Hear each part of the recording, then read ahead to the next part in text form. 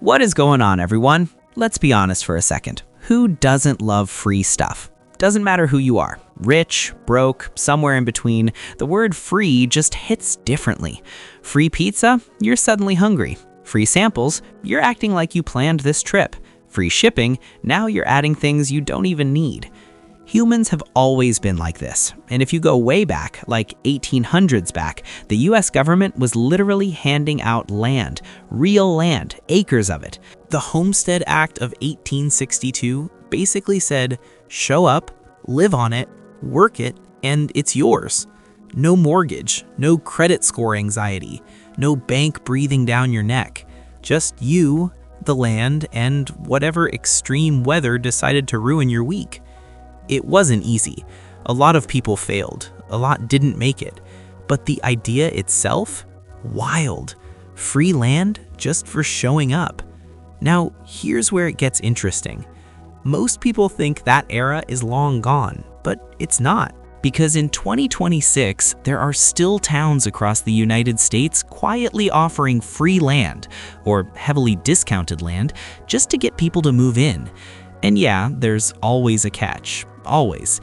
Either it's remote, freezing, empty, or they expect you to build a house like you're planning to host a small wedding venue. But if you can deal with that, you might actually walk away with land. So let's get into it. 10. Plainville, Kansas. We're starting in Kansas because of course we are. Plainville is a small town with around 1,900 people, and yes, they offer free residential lots. But here's the catch. You don't just take land and disappear. You have to build within a deadline, usually around 18 months, and it's not flexible. No, I'll start next year, I'm still thinking about it. They want actual residents. The lots are decent sized, enough for a house, a yard, and probably a few questionable life decisions involving lawn ornaments. Oh, and the airport? Yeah, it's basically a flat field with ambition. But hey, free land is free land. 9. Anderson, Alaska. Now this one feels like a different planet. Anderson, Alaska is remote in a way that's hard to explain until you realize no real traffic. No city noise, no convenience store on every corner, just silence. And sometimes that's the appeal. They offer free homestead-style opportunities, but you'll need patience, planning, and probably a strong relationship with winter survival gear. Fairbanks is about an hour and a half away, which sounds close until you're driving it in freezing conditions, wondering why you chose this life. But if you want isolation, you'll find it here. Completely. 8. Elwood, Nebraska. Elwood is small, very small, the kind of small where if something mildly unusual happens, it becomes town history.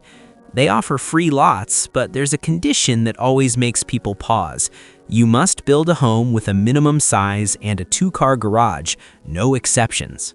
Nobody really knows why the garage requirement is so serious, but it is. Maybe it's tradition. Maybe it's a hidden competition with nearby towns. Either way, they want garages. Lots of them. 7. Clearmont, Minnesota. Clearmont is what happens when a town says, we want people, but only the right people. They offer free land, but you have to qualify based on income and meet building requirements. You also have strict timelines. Start building fast, finish on schedule, actually live there. And yes, it's Minnesota, which means winter is not just a season, it's a lifestyle shift. You will own shovels, multiple. You will learn ice terminology you never asked for. But the community, quiet, stable, and functional. 6. Flagler, Colorado. This one is for businesses. Flagler offers land based on job creation. More jobs equals more land. Simple formula. But don't picture mountains and ski resorts. This is eastern Colorado. Flat, open, endless horizon. It looks like Kansas borrowed part of Colorado and never gave it back. Population? Around 600. They've got the basics: subway, liquor store, and a very confusing roadside statue situation. But for businesses needing space, it works. 5. Muskegon, Michigan. Muskegon is interesting because it's not remote free land. It's a real city. Lake Michigan waterfront, infrastructure, economy, people actually living normal lives, and that already puts it in a different category from most of the places on this list. They offer industrial and business incentives, tax breaks, reduced utilities, and land opportunities for companies willing to set up shop. So this isn't really about escaping society. It's more like, here's a functioning city that wants to grow and is willing to pay you to help it. And honestly, that changes everything, because most free land deals come with one big trade-off: isolation. But Muskegon doesn't feel like that. It feels like a place that's already alive, just trying to attract more energy, more businesses, more people who want to build something real. And compared to the rest of this list, this is probably the closest thing to normal life plus opportunity combined, which is why it quietly sits higher than people expect. 4. Buffalo, New York. Buffalo's version of free land is aggressive. We're talking $1 properties, urban redevelopment programs, and entire blocks that are basically being reset and rebuilt over time. But here's the reality nobody really explains up front. You don't just get land here, you inherit history, and sometimes that history is not clean. Old houses, old systems, old problems. Things that have been sitting for years, waiting for someone to deal with them. So your first few weeks usually look like this: removing things you didn't plan for, fixing problems you didn't budget for, learning skills you never thought you needed, and at some point just sitting there thinking, why did I do this again? But here's the flip side. It's real city living for almost nothing up front.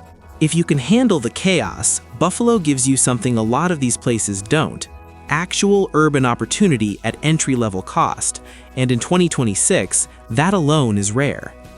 3. Marquette, Kansas. Marquette is one of those places that doesn't try to impress you, and maybe that's the point.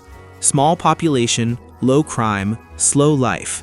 Nothing loud, nothing rushed. This is the kind of town where nothing really happens, and that's exactly why people stay. They offer free land, but it's not casual. There are rules. You build quickly, you finish within a year, you actually move in and live there. No flipping, no delaying, no maybe later. But if you work remotely, this becomes a completely different conversation, because suddenly you're not thinking about nightlife or traffic or rent. You're thinking about space, peace, cheap living, and not hearing sirens every night. For some people, that trade is not just acceptable. 2. La Villa, Texas. Now we're in South Texas, and the energy shifts completely. La Villa sits about 30 minutes from McAllen, which means you still have access to a proper city when you need it. But day-to-day life here is different. Slower, warmer, more grounded. They offer residential lots with conditions. Income requirements apply, property taxes are still your responsibility, and there are restrictions so you can't just flip the land immediately for profit. They want residents, not investors, not speculators. But honestly, most people don't talk enough about what really sells this place. It's not just land, it's the lifestyle around it. Because this region has something you can't really measure on a spreadsheet: the food, and not just good food. We're talking about breakfast tacos that ruin your expectations for every other breakfast you'll ever have again. Tacos so good, you start questioning why you don't already live here. So yeah, the free land is the headline, but the tacos? That's the reason people stay. It's perfect. 1. Camden, Maine. This one still doesn't feel real even when you say it out loud. 3 acres of commercial land in a coastal Maine town, completely free. The requirement is simple on paper: start a profitable business within a few years. That's it. No deposit, no complicated bidding process, no massive upfront cost. And yet, for years, almost no one has taken it, which is honestly surprising when you see the place. Camden is the kind of town that looks like it was designed to be in a movie. Coastal views, fishing boats, small streets, quiet charm, lobster shacks on corners, and fall seasons that look almost unreal in how perfect they appear. It's beautiful in a way that makes you pause for a second and think, how is this still available? But maybe that's the answer. Maybe it's the winters. Maybe it's the remoteness.